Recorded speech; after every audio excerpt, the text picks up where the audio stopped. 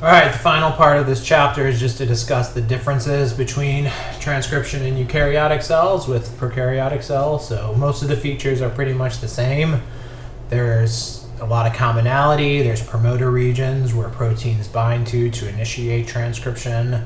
There's lots of key features about the termination that are the same. But gene transcription in eukaryotic cells ends up being a lot more complicated.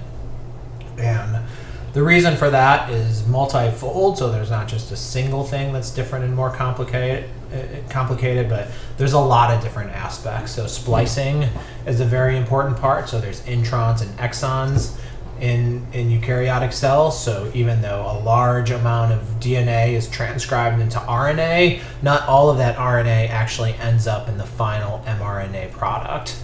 There's also an additional editing that causes the mRNA to be modified. So this includes the addition of a cap and a tail to the mRNA, and you can also sometimes edit specific nucleotides within the mRNA. And then there's more complicated gene regulation. So there's bigger issues at play for how you initiate transcription and how fast and how slow transcription occurs. So we're just going to cover some of these differences. So one key difference between eukaryotic cells and prokaryotic cells is they actually have more RNA polymerases. So there are actually 3 different RNA polymerases: RNA pol 1, RNA pol 2, RNA pol 3, and these tend to have different jobs. So RNA polymerase 1 is responsible for transcribing most of the rRNA genes. So everything except for the 5S rRNA. So those rRNA genes, these are transcribed a whole lot because there's so many ribosomes within a cell that the majority of rRNA at any given time, the majority of RNA within a cell at any given time is rRNA. And so that polymerase 1 is responsible for the majority of those rRNA products. RNA polymerase 2, its job is to create the mRNAs. And it also transcribes some of the small nuclear RNAs that are used for splicing. So we'll cover splicing in a second. And then RNA polymerase 3, that is required for transcribing the tRNA genes and the 5S rRNA genes, and then finally microRNA genes. So, just remember the RNA polymerase 2 is what's used for most of the mRNAs, polymerase 1 rRNAs, and then polymerase 3 for tRNAs. So the actions of RNA polymerase are very similar in bacteria and eukaryotes. So the DNA, we'll talk about some of the naming conventions for the polymerase. So the structure of the polymerase is shown in tan. And there's different regions: the wall, the bridge, the rudder, the clamp, the lid. So the DNA enters through the jaw of the RNA polymerase. The clamp controls the movement of DNA through the enzyme, so it directs and kind of moves along the DNA. And then the RNA-DNA hybrid forced to bend, which allows for the addition of nucleotides to the templates.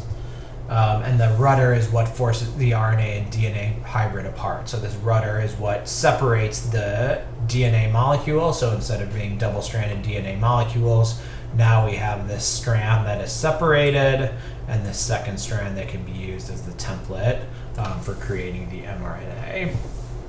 The DNTPs enter through a pore near the bridge, and so that's how the DNTPs can then be incorporated into the new nascent mRNA strand.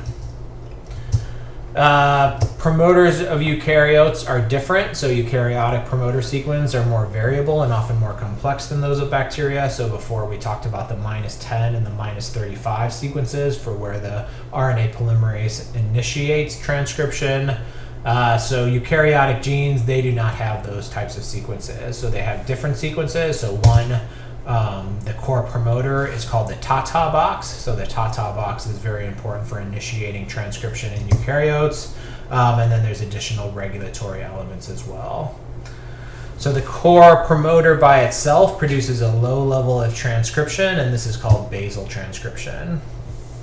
So again, the naming system is pretty similar. So the start, the transcriptional start, is given the name of +1. So where the first RNA ribonucleotide is, the corresponding DNA, complementary DNA, that is named +1. And then upstream is given negative regions. So the ta-ta box is typically, so the core promoter is right here. And then the ta-ta box is very important, and that's at the -25 side. So that's a very important box for where the promoter and the RNA polymerase can initiate. And then in between the -50 and the -100 region, there are a number of other important regulatory elements for regulating the transcriptional levels. And these elements are the GC boxes and the CAAT boxes. And these are important for transcription in eukaryotes. So regulatory elements are short DNA sequences that affect the binding of RNA polymerase to the promoter, and there are two types of regulatory elements. So there are enhancers, and these stimulate transcription. So if these proteins, if these transcription factors bind to these DNA sequences, then they stimulate the binding of the RNA polymerase, and they promote transcription, and they increase the levels of mRNA that are produced. And then there's also silencers. So the silencers can also have the opposite effect, which inhibit transcription. And these are binding sites for proteins that inhibit transcription. So if there's a binding site, if a protein is able to bind in a specific DNA sequence, then these might prevent the RNA polymerase from binding to the core promoter region. And so transcription factors are the proteins that bind to these elements and influence the rate of transcription. So these things also occur in bacteria cells. So bacteria cells can also have enhancers and silencers. Enhancers are actually the DNA elements. Silencers are the DNA elements. And so these things can also exist. The conceptual nature of these things can also exist in bacteria, but they're typically given different names. And the ubiquity, the amount of these sequences is much lower. So eukaryotic cells can have hundreds of transcription factors binding to a promoter region to influence its transcription. And so this is obviously part of why, part of the reason for this is, a human being, has to encode has to have the ability to have a large number of different cell types. We need to have heart cells, we need to have skin cells, we need to have stem cells, we need to have neurons. And so all of these cells have to express different types of genes. And so that's part of the reason we have such a complicated transcriptional control in front of each gene. The bacteria genes don't have nearly this level of control. Another thing to remember is two factors that influence expression. So factors that control gene expression can be divided into two types based upon their location. So there's cis-acting elements, and then there's trans-acting elements. So cis-acting elements in general are DNA sequences that exert their effect over only a particular gene. And so the idea behind a cis-acting element is that it's actually physically linked and physically very close to a gene. And so when we look back here, what we mean is this right here is an example of a cis-acting element. This right here is an example of a cis-acting element. So these are elements that if I mutated this DNA, that would affect the transcription of this gene. And so the cis-acting elements are things that you can mutate that are nearby the gene. So they're physically linked to the gene. The trans-acting elements typically refer to the regulatory proteins that bind to such DNA sequences. So these are the transcription factors that bind to the cis-acting elements. And so these trans-acting elements, they're also encoded. These transcription factors are also encoded someplace else on the DNA, but most likely they are completely unlinked to the gene that they're regulating. So if we're looking at, if we're looking at this gene, and let's say this gene is located on chromosome 1. So chromosome 1 right here, we have a gene, we'll call it MFG, my favorite gene. And so, this gene is being transcribed, and we wanted to identify a mutant that has higher expression. If we found a mutation in a cis-acting element, it would indicate that there is a change in nucleotide sequence maybe here or here. If we wanted to find a trans-activating element, so if we wanted to mutate that, so the idea behind that is that there is a transcription factor, and we'll call it MFT for my favorite transcription factor, and this binds to the element and either binds to an enhancer or a silencer in order to increase or decrease the levels of transcription. And so we could also affect the expression levels of my favorite gene if we can mutate the transcription factor that binds to it. And so in order to do that, we have to find where MFT gene is encoded, and then we can add a mutation there, for example. So by mutating MFT, we can affect the binding at this region, and then we can affect MFG to be either increase or decrease expression. So this is the motivation behind the cis versus the trans location. So if we mutate something that is in the element that is regulating a gene, then that is a cis-acting element. If we have to mutate something that's on a completely different chromosome, like a transcription factor, then that is a trans-acting element because the effects of the genetic mutation are completely unlinked to the gene that we're interested in. So hopefully this will make more sense as we go through. All right, so initiation. Initiation is very similar. We have a TATA box, and so this TATA box is upstream of the transcriptional start site, and a factor called TFIID binds to the TATA box, and this is a complex of proteins that includes the TATA binding protein and several other factors. So this is kind of a large protein complex. This promotes the binding of another complex, and then the combination of these complexes ends up recruiting the RNA polymerase to form a pre-initiation complex. And then one of these factors acts as a helicase to initially open the DNA, and then phosphorylates one of the parts of the RNA polymerase 2, and then that allows the release of all these different factors, and then the elongation phase of transcription can occur. So what do I want you to know? So if you study eukaryotic gene transcription, if you join a lab that does that, if you decide to become a researcher, you're going to have to know the details of all these different factors. I do not expect you to know the details for this class, but what I do want you to remember is that in eukaryotes, the TATA box is very important for the initiation of transcription. So this is a DNA sequence that kind of determines where transcription starts and allows for the binding of the RNA polymerase through all of these different factors.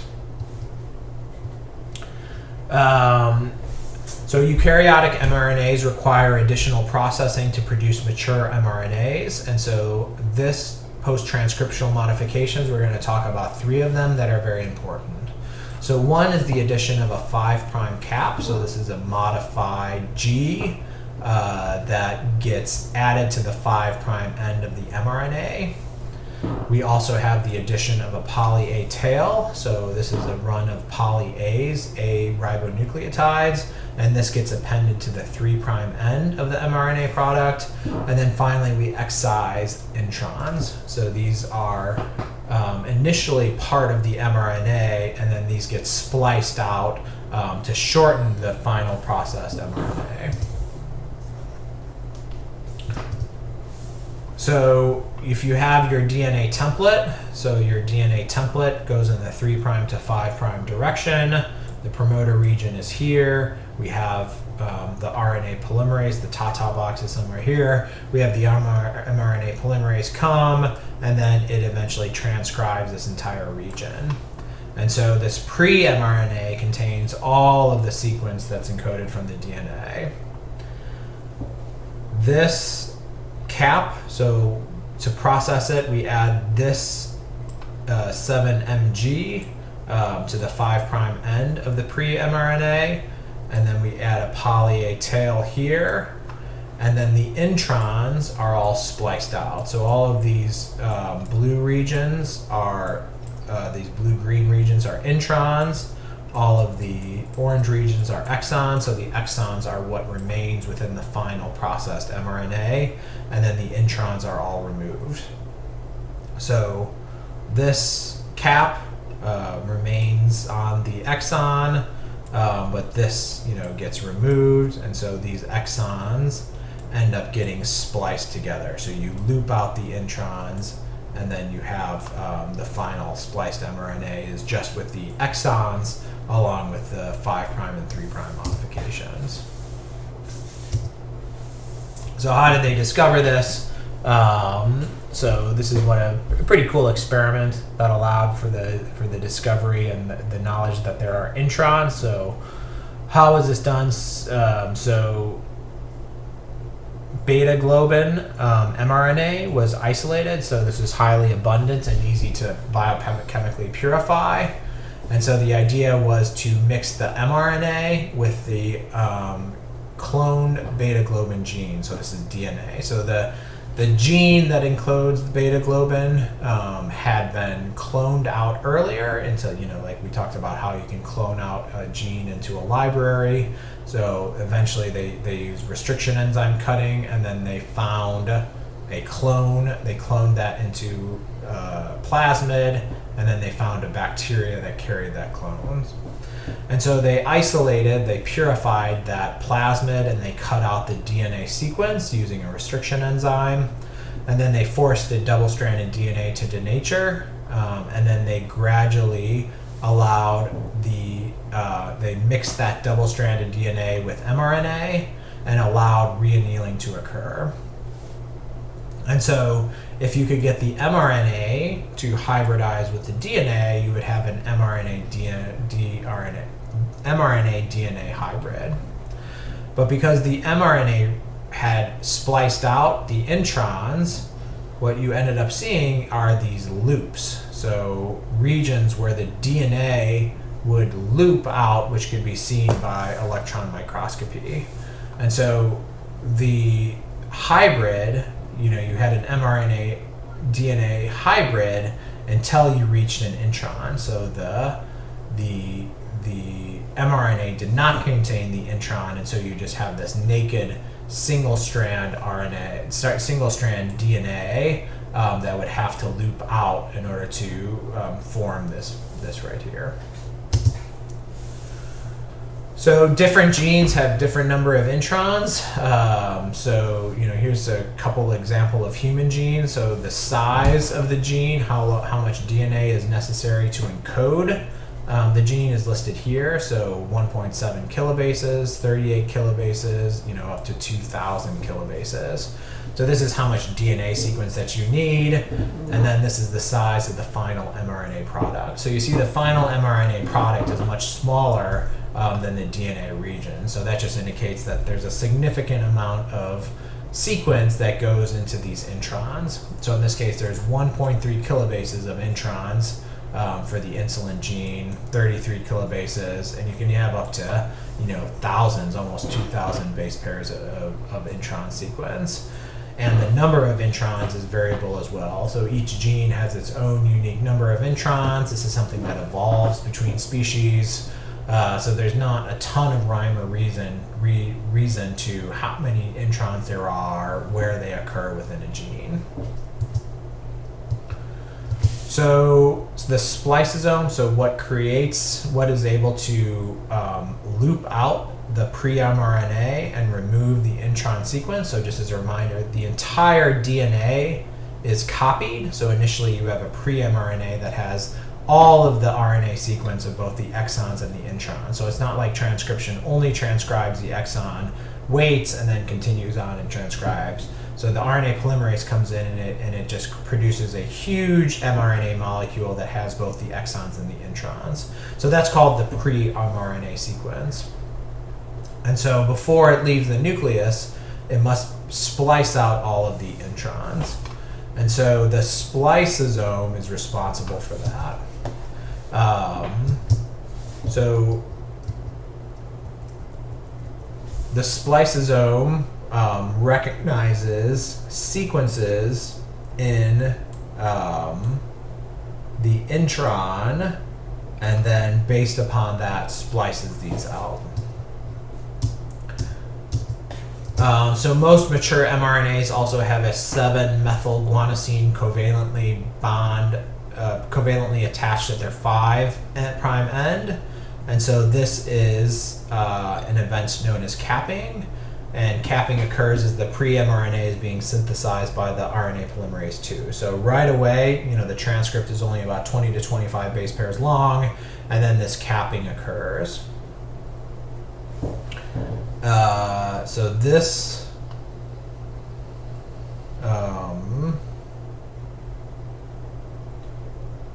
is a 5' to 5' triphosphate linkage. So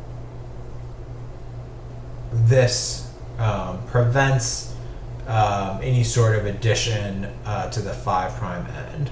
So it looks mostly, it's very similar to a nucleotide. So you have a nitrogenous base that's modified, and then you also have a sugar. So you have a ribose sugar as well, and then you also have phosphates as well. So the chemistry I don't think is very important for you to know. So while I expected you to know the details of the nucleotides, I don't expect you to know much of the details of this cap molecule. So you don't feel like you need to memorize like what exactly is different and what exactly the linkage is. You just need to know that there's a capping nucleotide that gets added to the 5' end. So this cap is important because it gets bound to by proteins, and so it's important to help move some of the RNAs into the cytoplasm out of the nucleus. And it's also can be important for the early stages of translation. So for how the ribosome actually initially binds to the mRNA, it's important to have that cap. And then the splicing of introns, it also plays a role in. So this cap ends up being important for both processing of the mRNA, movement of the mRNA, and then even translation as well. Most mature mRNAs also have a 3' end on their tail, so this is termed the poly A tail. So the poly A tail is not encoded in the gene sequence. So if you look at the gene, you would not, in the DNA sequence, you would not see a run of U's that would be complementary, which would be used by the mRNA polymerase to form this poly A tail.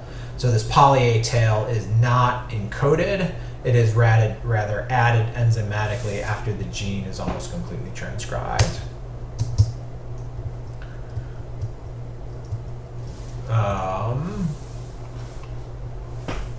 So other RNAs are also processed, so other non-structural genes are initially transcribed as large RNA. So I'm talking about things like rRNAs and tRNAs.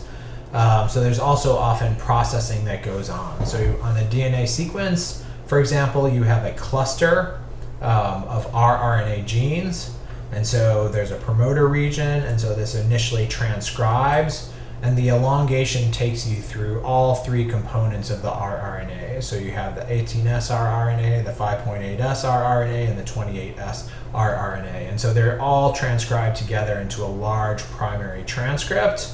and then additional processing occurs which cleaves these parts apart. So some of the middle sections are both cleaved and then degraded, and then that leaves you for the functional rRNA molecules. So, there's 3 independent rRNA molecules of very different sizes, but they are all transcribed together in one huge product that ends up getting processed down into the 3 different components.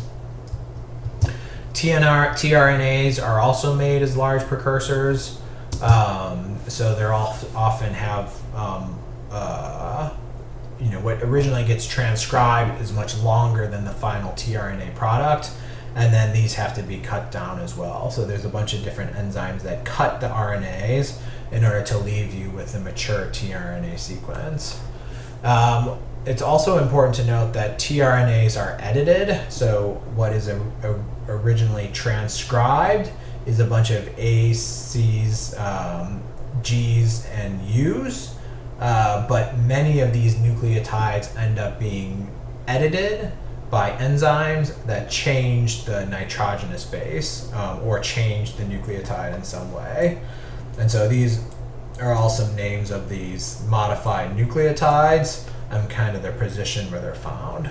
So often part of the anticodon is modified, and then also parts of the arms of them are modified as well. So this is the editing of the tRNAs. So an example of this is addition of a deaminase. So basically a water molecule releases an ammonium, and so you have a change in the nitrogenous base because of that. So the details of these chemical changes you don't need to know, but you should know that there's a large number of bases in a tRNA that actually gets edited. So the editing can also include deletion or addition or modification of specific bases. So that is the extent of this chapter. So just kind of a reminder of some of the key differences between bacteria and eukaryotic cells for transcription. So the promoter region, we talked about the -35 and -10 sequence. And so in eukaryotes, that's typically replaced by a TATA box and a transcriptional start site. Bacteria have a single RNA polymerase. Eukaryotes have 3 RNA polymerases, and it's important to remember which polymerase is responsible for which category of RNAs. So RNA polymerase 2 is responsible for producing the mRNAs. For the initiation, sigma factor, remember bacteria use sigma factors to recognize the -10 and -35 sequence. Eukaryotes do not. They have 5 other general transcriptional factors assemblies that go to the core promoter, and then elongation and termination. So bacteria use row-dependent or row-independent termination. Eukaryotes use a different mechanism that I'm not going to talk about. Splicing, bacteria almost never have splicing events. They're very rare if it occurs at self-splicing. Eukaryotes almost always use splicing, and they use a spliceosome. This is a large protein that actually splices these things together. Capping, eukaryotes use capping. Tailing, 3' addition of a poly A is very important for capping in eukaryotes, and it also can actually rarely occur in bacteria, but not in the same amount, and also it promotes degradation, whereas in eukaryotes it promotes stability. And then RNA editing, that's very rare in bacteria, but eukaryotes RNA editing is very important, especially for creating the tRNA molecules. All right, so that is the extent of what I expect you to know for Chapter 13.